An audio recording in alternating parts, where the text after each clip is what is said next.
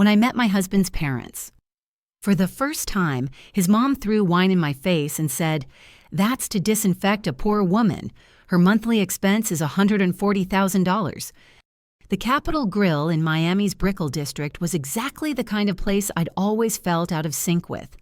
The dining room, with its dark wood paneling and soft golden chandeliers, smelled faintly of leather and roasted steak.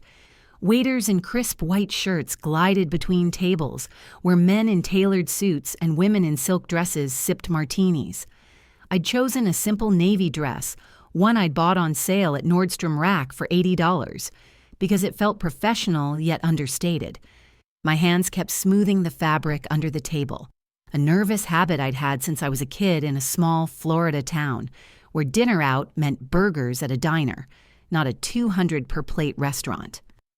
I'm Ava Mitchell, 32, founder of Mitchell Solutions, a tech company that runs e-commerce platforms for retail chains. My work involves long nights coding and negotiating contracts, not rubbing elbows with Miami's elite. But that night, I was there to meet my husband's parents for the first time. Ethan Carter, my husband of 6 months, sat beside me, his hand warm on mine. He was 34, charming in a way that made everyone lean in, with a boyish grin and a closet full of designer polos. He'd grown up in this world. Private schools, yacht parties, and a family name that opened doors in South Florida. I loved him for how he made me laugh, how he'd sing off-key to old rock songs in the car. But sometimes I wondered if I'd ever fit into his life. Across the table sat his parents, Charles and Isabel Carter. Charles, the CEO of Carter Enterprises, a retail company selling high-end clothing and accessories, had a stern face softened by graying temples. Isabel, his wife, was a vision of curated elegance. Blonde hair swept into a chignon, diamond earrings catching the light. But her eyes, sharp and assessing, lingered on me like I was a puzzle she couldn't solve. I'd heard stories about her, how she chaired charity galas, how she'd once flown to Paris for a weekend just to buy a handbag. I told myself to stay calm, to smile, to be enough. The waiter poured a deep red Cabernet into our glasses, the bottle priced at $150, a small fortune to someone like me who'd grown up splitting grocery bills with my mom. I was about to raise my glass for a toast when Isabel lifted hers, looked me dead in the eye, and flung the wine across my face. It hit like a cold slap, dripping down my cheeks and soaking my dress. The restaurant went quiet, forks pausing, conversations fading. Isabel's voice was clear and cruel. "That's to disinfect a poor woman," she said, setting her glass down with a delicate clink. "My son's monthly expenses are $140,000. Do you think someone like you can keep up?" I blinked, the wine stinging my eyes. Ethan's monthly spending was no secret to me. I paid the bills. It covered renting a yacht for client parties at $50,000 a month, shopping sprees at Bal Harbour for $30,000, membership at an exclusive golf club in Key Biscayne for $10,000, and daily expenses like private chefs and drivers that added up to $50,000. It was the kind of lifestyle that screamed wealth in Miami, where status is measured by waterfront homes and socialite events. But hearing it weaponized like that in front of strangers cut deep. Worse was Ethan's reaction. He didn't jump up, didn't defend me. He chuckled, a hollow sound that didn't match the man who'd proposed to me on a quiet beach at sunset. "Oh, Mom, you're too much," he said, as if this were a game I wasn't in on. My chest tightened. Anger, hurt, and a flicker of self-doubt. Had I been naive to think he'd stand by me? I'd ignored the small signs, his hesitation when I suggested casual dinners, his mother's pointed questions about my background over the phone. Now they glared like warning lights. I wanted to scream, to throw my own glass, but I swallowed it down. Instead, I picked up my napkin, wiped my face, and forced a smile that felt like a lie. I turned to Charles, who was watching me with a furrowed brow. "Mr. Carter," I said, my voice steady despite the tremor in my hands. "As of this moment, I'm terminating all contracts between Carter Enterprises and Mitchell Solutions." Charles's fork froze mid-air. "Excuse me?" he said, his tone sharp but uncertain. "I'm the founder and sole director of Mitchell Solutions," I said. "For 3 years, we've managed your e-commerce platform, handling 200 million in transactions annually. Your online sales for brands like Gucci and Prada. Effective tomorrow, I'm pulling all support. Your website will be offline by midnight." I paused, letting it sink in. "Our contract allows termination with 24 hours notice if trust is breached, like when your wife insulted me. You'll receive my email confirmation tonight." Ethan's jaw dropped, his eyes wide with shock. Isabel's smirk faded, replaced by a flicker of something, fear maybe, or realization that she'd misjudged me. I stood, dropped a $100 bill on the table for the waiter, a young guy who'd looked mortified during the scene, and walked out. The Miami skyline glowed through the restaurant's glass walls, all sleek towers and neon lights. My heart pounded with a mix of rage and relief, but also a quiet ache. I'd loved Ethan, but that night, I saw him differently. As I stepped into the humid Brickell air, I knew this was just the beginning. My apartment in Coral Gables was a far cry from the flashy spots in Brickell.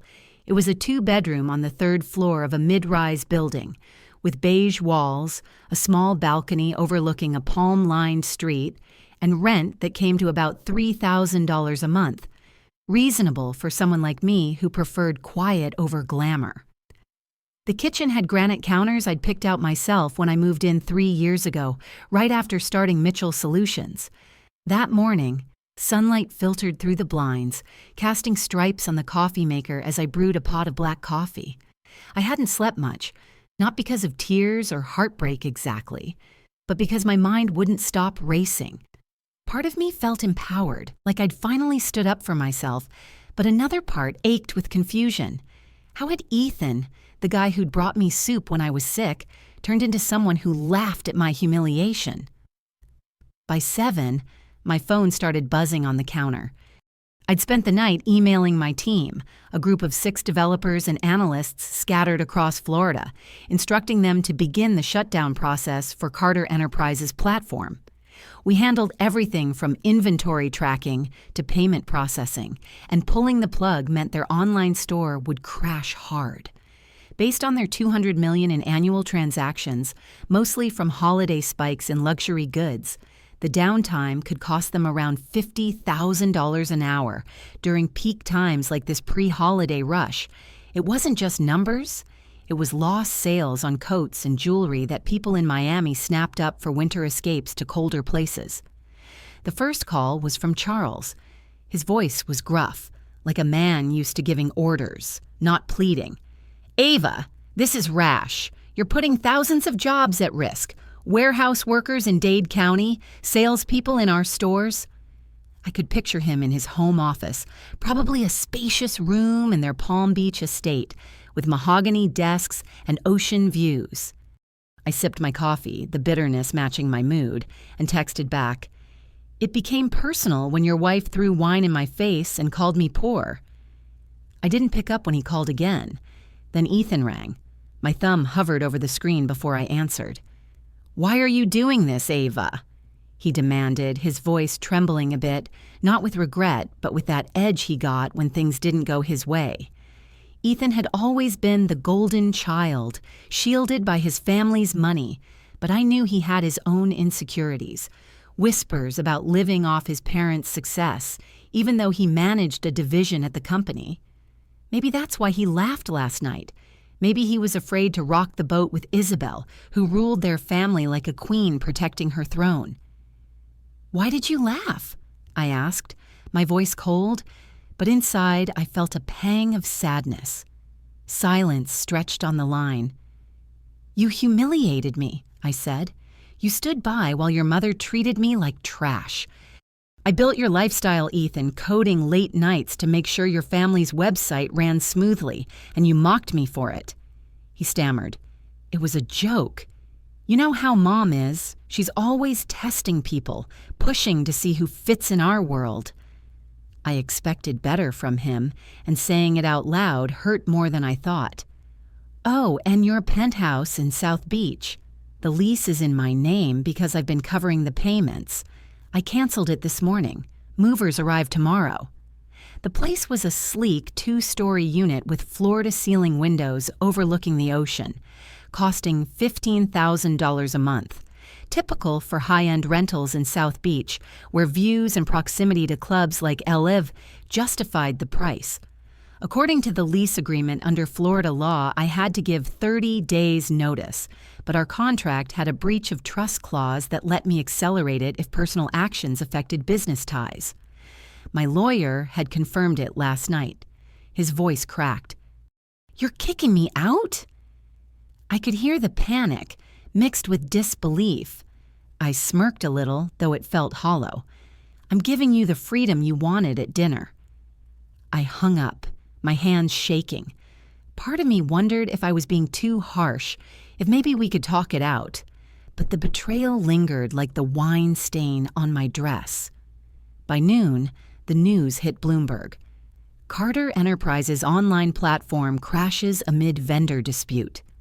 Their stock dropped 15%, a hit that made sense in Miami's competitive retail scene, where companies like mine thrived on tech reliability. Retailers like Macy's and Nordstrom, who relied on Carter's supply for holiday stock, started calling around for alternatives. Meanwhile, I was already emailing Coastal Retail Group, a Miami-based rival, offering my services at a slightly discounted rate to seal the deal quickly. As the day wore on, I felt a strange mix of vindication and loneliness. I'd built Mitchell Solutions from my laptop in coffee shops around Coral Gables, turning it into a solid business. But now it was a weapon. And Ethan? He'd sent a few texts apologizing, but they felt half-hearted, like he was more worried about the fallout than about us. 3 days had passed, and Carter Enterprises was starting to unravel in ways I hadn't fully anticipated.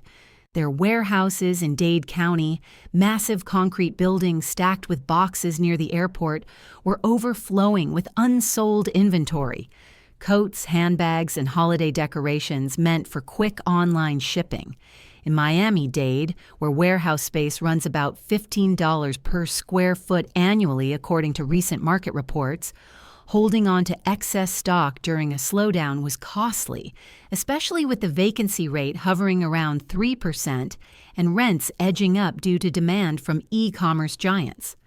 Delays turned into cancellations as customers, impatient with the crashed website, switched to competitors.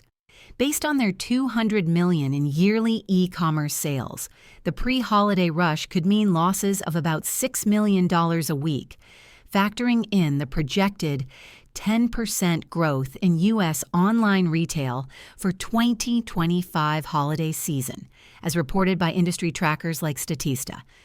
It wasn't just money, it was the ripple effect on seasonal workers in those warehouses, many from local communities in Hialeah and Overtown, who relied on overtime during this time of year. Coastal Retail Group wasted no time announcing our new partnership in a press release, calling it a strategic tech alliance that would boost their online presence. I read it from my laptop in the Coral Gables apartment, feeling a quiet satisfaction, but also a twinge of guilt. Had I gone too far? Ethan had texted a few apologies, short messages like, "I'm sorry, let's talk," but they felt empty, like he was reaching out more from desperation than genuine remorse. I ignored them, focusing on work, but late at night I'd scroll through old photos of us at Art Basel events in Miami, where he'd hold my hand amid the crowds and wonder what went wrong. On Friday, the movers arrived at the South Beach penthouse. I'd driven over, parking across the street in the shade of a royal palm tree. The building was one of those modern glass towers on Collins Avenue, with a lobby full of marble floors and a doorman who nodded at residents like they owned the world. Ethan stepped out in a rumpled designer tracksuit, his hair messy, looking nothing like the polished guy who'd charm clients at networking brunches in Brickell. He watched in horror as the movers packed his things into boxes labeled "Property of Ava Mitchell." Clothes, gadgets, even the coffee table we'd picked out together at a flea market in Wynwood for $200. a rare bargain in our mismatched lives. Paparazzi showed up, not many, but enough to snap photos from the sidewalk. I hadn't called them. Word must have leaked from someone in the building or the moving company, common in Miami where gossip travels fast among the social set. Ethan spotted me and crossed the street, his face flushed. "Did you call the press?" he shouted, his voice cracking with anger and something like hurt. Up close, I saw the bags under his eyes, the way his shoulders slumped. Maybe he was regretting more than the business fallout. Maybe Isabel's influence had worn him down over the years, making him afraid to stand up, trapped in a cycle of pleasing her to keep the family peace. "No," I said coolly, leaning against my car, a practical Honda Accord that stuck out among the Ferraris. "But I'm not surprised they're here. Your mother said you were worth $140,000 a month. Shame you can't afford a hotel now. Decent ones in South Beach run about $300 a night this time of year." He softened, his eyes pleading. "Ava, we've been through so much. Remember that trip to the Keys? Just us?" I handed him a manila envelope, my hand steady, though my stomach twisted. Inside was the divorce filing, based on irreconcilable differences under Florida's no-fault law, which meant we didn't have to prove wrongdoing, just that the marriage was broken. There was also the prenup enforcement notice. We'd signed it before the wedding, a standard agreement that kept my business assets separate, waiving spousal support. It was enforceable because we'd both agreed willingly, with lawyers reviewing it to ensure no pressure was involved, as required by Florida statute. "My lawyer will contact you Monday," I said. "Don't reach out again." He took the envelope, his fingers brushing mine, and for a second I felt a pull of old affection, but I turned and left, the Miami sun hot on my back, driving past the beach where tourists lounged under umbrellas. The city's vibrant energy, street art in Wynwood, Cuban coffee stands in Little Havana, usually lifted me, but that day it felt distant, like I was watching my life from afar. 2 weeks later, Carter Enterprises filed for bankruptcy protection, a move that made headlines in the Miami Herald. Their debts had piled up fast, unpaid suppliers, leased warehouses sitting idle, and a sharp drop in investor confidence. In Florida, bankruptcy filings for mid-sized companies like theirs often involve Chapter 11 reorganization, allowing them to restructure while operating. But it meant Charles was ousted by the board to bring in fresh leadership. Isabel had moved to a smaller condo in Palm Beach, a one-bedroom unit worth about $1 million, a step down from their sprawling estate, but still comfortable in an area known for its gated communities and retiree golf courses. She'd always seemed driven by a fear of losing status, perhaps from her own modest upbringing before marrying into wealth, which made her cling tighter to the trappings of success. Ethan had gone quiet for a bit, but then the attempts started. Emails recounting our good times, voicemails with a shaky voice saying he missed me. It was persistent, enough to make me uneasy, crossing into what Florida law calls harassment if it causes substantial emotional distress through repeated, unwanted contact. I ignored them, throwing myself into work at my downtown Miami office, a shared space in a WeWork building with exposed brick walls, communal coffee stations, and views of Biscayne Bay. The office buzzed with startup energy, young coders in hoodies tapping away, a far cry from the corporate polish of Carter Enterprises. One morning, my assistant, a reliable woman named Maria, who'd been with me since the early days, buzzed me on the intercom. "Ms. Mitchell, Ethan Carter is here. He says it's urgent." I sighed, rubbing my temples.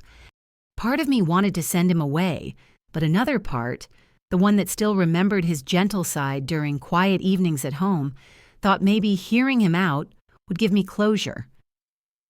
"Send him in," I said. He entered looking worn down, his once neat haircut overgrown, wearing a faded button-down that hung loose on him. He wasn't the confident heir anymore. He seemed smaller, burdened by the fallout. "Ava, please," he said, his voice breaking as he sat across from my desk, cluttered with monitors and sticky notes. "I was wrong. I let Mom control me because she's always been the one holding the family together. Or so I thought. I figured I needed her world to feel secure.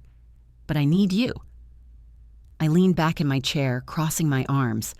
The words stirred something, pity, maybe even a remnant of love, but it clashed with the anger still simmering. Was that before or after you laughed at me? His face fell and he looked away, toward the window where boats dotted the bay. I built your life, Ethan. I coded your family's empire from my laptop in coffee shops around Coral Gables, fixing bugs at 3 a.m. so your sales could soar. And you threw it away for a laugh. He nodded slowly. You're right. I was weak, scared of disappointing her. But I've lost everything now. The job, the friends who only stuck around for the perks. I slid a folder across the desk.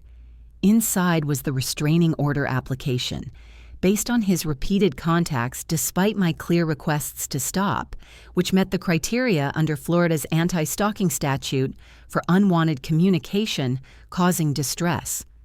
There was also a bill for damages from his breach of our non-disclosure agreement, amounting to $500,000. He'd shared some of Mitchell Solutions' proprietary tech details with a competitor during a post-dinner call, likely in a panic, violating the NDA we'd signed when our personal and business lives overlapped. It was a civil matter, meaning I could sue for compensation under Florida's trade secrets law, which protects confidential information like our platform algorithms. You had your chance, I said. Security will escort you out. As the building security arrived, 2 uniformed guards who handled the WeWork space, Ethan stood, whispering, I love you. I met his eyes, feeling a stab of sorrow amid the resolve. You loved status. You loved wealth. But love, that's earned, and you lost it. They led him away, and I sat there for a moment staring at the folder. The office hum continued outside my door, phones ringing, keyboards clicking, a reminder that life moved on even when it hurt. Ethan Carter now lives in a modest 1-bedroom apartment in Hialeah, a working-class neighborhood northwest of Miami with colorful murals on the walls and taquerias on every corner. He works 2 jobs, one as a sales associate at a local mall store, earning around $15 an hour, and another delivering food via apps like Uber Eats in the evenings, bringing his annual income to about $40,000, a stark drop from the luxury he once knew. His old socialite friends, the ones who'd join him for brunches at South Beach hotspots, vanished when the invitations stopped coming. I hear through mutual acquaintances that he's quieter now, reflective, maybe even attending a support group for people dealing with family estrangement. Isabel's influence lingers in him, but without her safety net, he's had to face himself. Carter Enterprises became a case study in business schools across Florida, a warning about over-reliance on single vendors and the risks of personal conflicts spilling into professional realms. As for me, Ava Mitchell, I'm still running Mitchell Solutions from that downtown Miami office, but we've grown, partnering with retailers nationwide, from small boutiques in Orlando to chains in New York. My days are filled with meetings and code reviews, but I make time for simple things, like walking along the Venetian Causeway at sunset, watching the water sparkle under the bridges. The lesson from all this: never mock the quiet ones, especially not the ones who build your empire, because they can dismantle it just as fast. Looking back, I feel a mix of pride and a quiet sadness, not regret exactly, but an awareness that life's turns can leave scars. Miami keeps moving, with its endless blue skies and bustling streets, and so do I,